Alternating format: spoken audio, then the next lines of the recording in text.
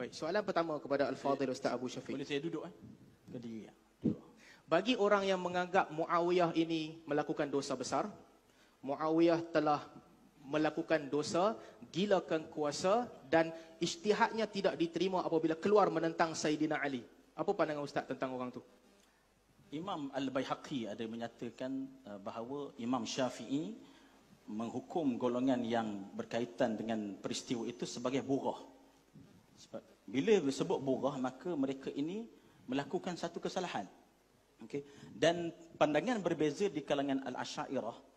Kadang-kadang kita jangan menghukum kepada semua Asy'ariyah. Memang ada sebahagiannya mengatakan bahawa Muawiyah di situ walaupun dia berijtihad, tapi ijtihadnya adalah bercanggah dengan nas. Kerana Imam Sayyidina Ali ketika itu adalah khalifah. Tidak sepatutnya soalan saya begitu. Bagi orang yang berkata begini, apakah perkataan dia itu diterima ataupun ditolak? Apa pandangan Ustaz tentang orang yang kata Muawiyah tamakkan kuasa, dia keluar bukan di atas ijtihad yang sah? Kalau tujuan dia adalah menghina Muawiyah, maka kita tidak menerima pandangan itulah. Jazakumullah khairan. Ini adalah perkataan Abdullah Harari dalam Sharih Al-Bayan. Al-Fadhil masalah dia bukan seorang nabi pun. Okey, kita sambung sikit lagi tentang soalan ni. Kenapa Ustaz tulis dalam Facebook, Wahabi apabila mengatakan Muawiyah borah, Wahabi sama macam Syiah? Macam mana? Ustaz tulis dalam Facebook, apabila Wahabi mengkritik Yazid bin Muawiyah dan juga mengkritik Muawiyah, saya boleh bawakan? Apabila tokoh besar Wahabi mengkritik Yazid bin Baz dan sebagainya dalam Majlis Fatwa Saudi mengkritik Yazid, kesimpulan Ustaz di bawah, Wahabi sama macam Syiah. Apabila Aid Al-Qarni mengatakan Muawiyah borah, Ustaz katakan, Ustaz mengkritiknya, mensamakan dengan Syiah. Tapi kenapa apabila datang tiba giliran Abdullah Harari, kita boleh berbeza? Kita lihat kritikan itu adalah lebih kepada kritikan yang mirip kepada hulu. Tetapi dalam hal kritikan yang membina, contohnya kritikan yang menjelaskan tentang hukum, ianya juga adalah pandangan ulama-ulama di kalangan Asy'ariyah seperti dinukilkan oleh Baihaqi tadi, maka kita kata itu dari segi menjelaskan hukum. Saya bukan tentang Al-Baihaqi, tapi double standard ketika mengulas perkataan Wahabi dan ketika mengulas perkataan Abdullah Harari.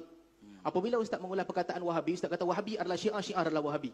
Perkataan yang lebih teruk daripada itu dikeluarkan oleh Abdullah Harari bila dia kata ini adalah dosa, mereka tidak melakukan atas dasar ijtihad, bahkan dia mengeluarkan Muawiyah daripada hadis am tak boleh maki sahabat. Ustaz kata kita boleh beza.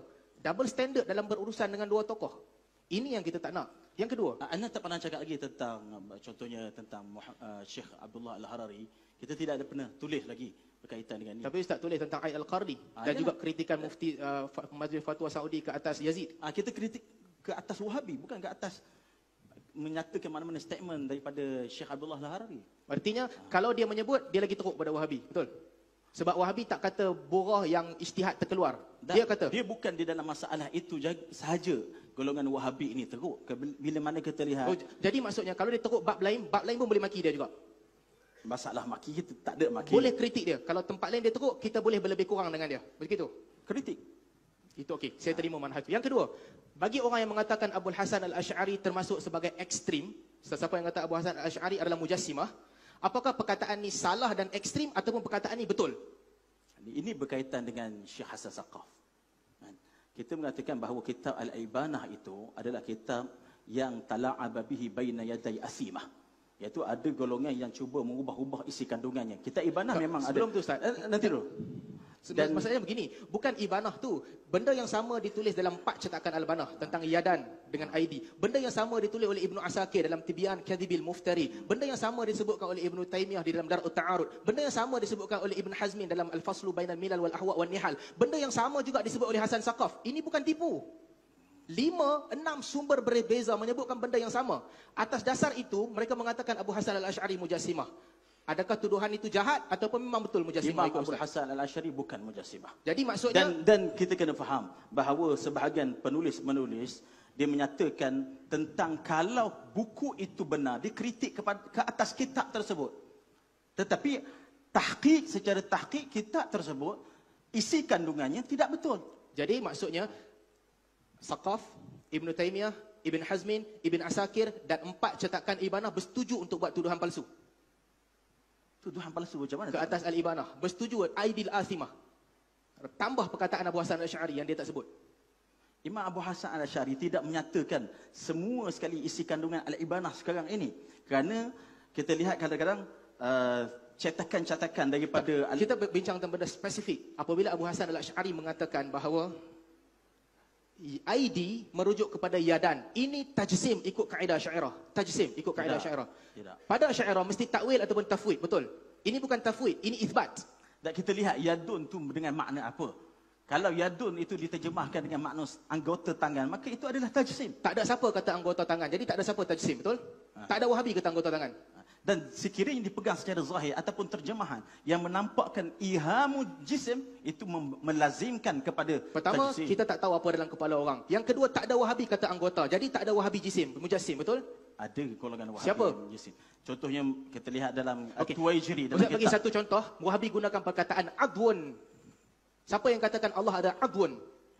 Perkataan begitu adwun, kalau kita lihat di dalam kitab Satu contoh Khalqul Adam ala suratir Rahman, disebut bahawa golongan Wahabi mendakwa Allah ini mencipta Adam mengikut dan serupa dengan bentuknya. Itu tajsim. Sekejap Ustaz, sekejap. Itu ada hadis yang lain. Khalaqa Adam ala suratihi. Tidak sahih. Tak, yang penting bagi saya perkataan tubuh badan, adwun yang digunakan satu contoh salafi untuk membenarkan tuduhan Ustaz. Tidak semestinya kita kena keluarkan. Okey, jadi tak ada. lafaz adwan itu. Jadi sekarang tak ada. Atas maklumat yang Ustaz ada, tak ada siapa Wahabi kata adwun bagi Allah. Ataupun Ustaz ada. Lafaz itu Lafaz adwan tak ada. Betul. Adwan itu setakat ini kita memang tidak dapati, tetapi Jelas. melazimkan benda itu ada. Jelas. Jadi jangan tuduh orang kalau tak ada lafaz. Sebagaimana kita boleh bersangka baik dengan selawat syifa dan sebagainya, di sini juga kena bersangka baik. Kalau tak ada lafaz, jangan tuduh orang. Seterusnya, apakah Syekh bin Baz kafir, ya atau tidak? Pada pandangan Ustaz, Kita tidak menghukum orang-orang kafir. dia tak kafir. Orang yang mengatakan Nabi Muhammad adalah ausan, berhala, dan orang yang mengharuskan pakai salib, dia kafir atau tidak?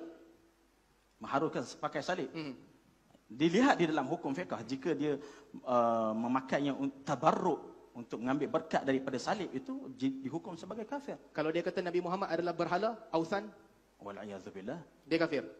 Kita dari segi hukumnya kita lihat bahawa kalau mengatakan Nabi Muhammad itu adalah berhala, kita bimbang, boleh jatuh kepada kufur, kita bimbang kepada dia.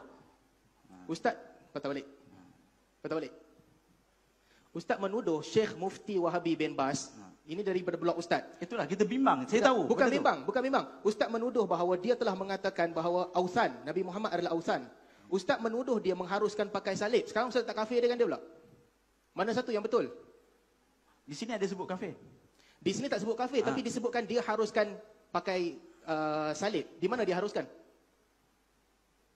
Di dalam keratan Ini ini. tulisan Ustaz. Okey. Ini tulisan Ustaz, bukan tulisan orang lain. Harap Saya tenang. tak nampak betul. Okey, tak apa. Kita pergi soalan lain. Kita pergi soalan lain. Seterusnya. Begini, by word. Astaghfirullah. Apa Asri buat belakang tu? La haula wala quwata illa billah. Orang lain boleh berdiri molek je, dia rasa apa duk bahagian belakang punggung orang lain tu. Orang yang menulis begini, apa pandangan Ustaz tentang dia? Harap tenang. Okey, saya mengatakan bahawa benda yang macam ini adalah kadang-kadang lahir daripada memang kita tidak puas hati dengan satu pembawakan mereka, dan dari segi adabnya kita memang manusia itu melakukan apa-apa kesalahan dan dia boleh Jadi itu satu kesalahan. Kenyataan itu satu kesalahan. Betul. tidak, kita mengkritik dia, memang saya mengkritik dia. Tidak ada masalah benda tu. Perkataan seperti tadi tak patut diucap. Betul. Itu adalah daripada blog Ustaz. Tetapi ini adalah di antara sebab saya mengkritik Muhammad Asri. Ya akhi, Dr. Mazhar menyebutkan sama seperti Ibnul Arabi. Sama by word saya telah buktikan tadi. Dr. Mazhar mendakwa ulama Islam halalkan liwat ke atas tubuh manusia. Bukti ada di bawah. Ini ada di bukan bawah. dakwaan dia. Ini dakwaan Ibnul Arabi. Dia nakalkan. Dan ditulis dalam kitab-kitab madhab Maliki. Kita boleh buka dan rujuk. Kenapa dia seorang kena? Jadi maksudnya, kritikan yang sama Ustaz sanggup bagi kepada Ibnul Arabi? Dia berlain. Asri bukan Ibn Arabi. Perkataan yang sama diucapkan oleh dua orang. Dengan Asri Ustaz bantai dia. Ustaz tuduh sebut perkataan begini. Tapi Ibnul Arabi, oh Asri bukan Ibnul Arabi. Mana manhaj? Di dalam hal ini tidak berkaitan dengan manhaj. Dia berkaitan dengan kita perlu mengkritik dia kerana dia mengkritik para ulama. Bukan masalah kritik. Benda yang sama diucapkan oleh Asri, benda yang sama diucapkan oleh Ibnu Arabi. Ustaz hentam Asri dengan hentaman di luar kadar manusia. Terima kasih.